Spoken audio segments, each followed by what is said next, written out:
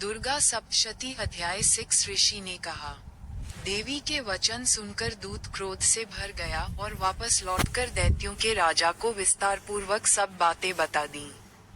तब असुरराज ने अपने दूत से यह समाचार सुनकर क्रोधित होकर दैत्यों के सरदार धूम्रलोकन से कहा, हे धूम्रलोकन, अपनी सेना लेकर शीघ्रता से उस दुष्ट स्त्री को बलपूर्वक यहाँ ले आओ, जो केशों से खींची जाने के कारण व्याकुल हो रही है।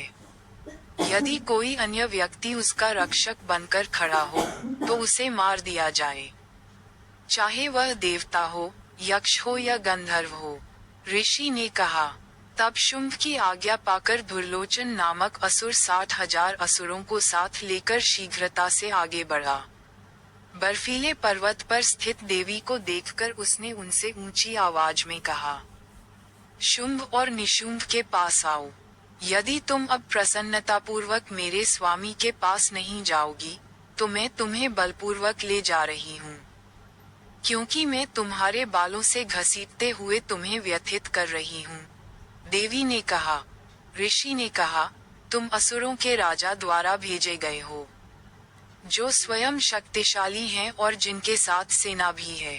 यदि तुम मुझे बलपूर्वक ले जाओगे, तो मैं तुम्हारा क्या कर सकता हूँ। ऐसा कहने पर असुर धूम्रलोचन उसकी ओर झपटा और तब अंबिका ने हूँ ध्वनि के मात्र एक झटके से उसे भस्म कर दिया।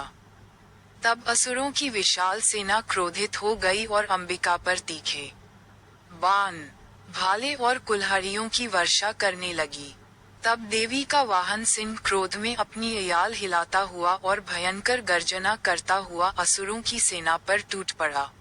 कुछ असुरों को उसने अपने अगले पंजे के प्रहार से, कुछ को अपने मुंह से तथा अन्य महान असुरों को अपने पिछले पैरों से कुचलकर मार डाला।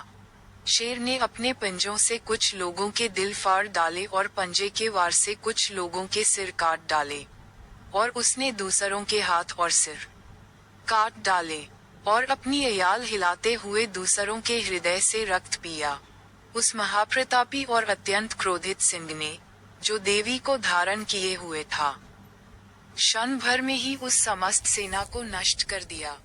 जब असुरों के राजा शुंभ ने सुना कि असुर धूम्रलोचन को देवी ने मार डाला है और उसकी सारी सेना देवी के सिंह द्वारा नष्ट कर दी गई है, तो वह क्रोधित हो गया। उसके होठ फड़कने लगे और उसने 2 शक्तिशाली असुरों चंड और मुंड को आदेश दिया, हे चंड, हे मुंड, तुम बड़ी सेना लेकर वहां जाओ और उसे शीघ्रता से यहाँ ले आओ, उसके केशों को पकड़कर या बांधकर घसीटते हुए। किंतु यदि तुम्हें ऐसा करने में कोई संदेह हो, तो असुरों को युद्ध में अपने सभी अस्त्र शस्त्रों से उस पर प्रहार करने दो। जब वह छछूंदर घायल हो जाए और उसका सिंग मारा जाए, तब उस अंबिका को पकड़कर बांधकर शीघ्र ले आओ। यहाँ सावर्णी मनु के काल में मार्कंडेय पुराण में देवी महात्म्य के धूम्रलोचन वध नामक 6ठा अध्याय समाप्त होता है।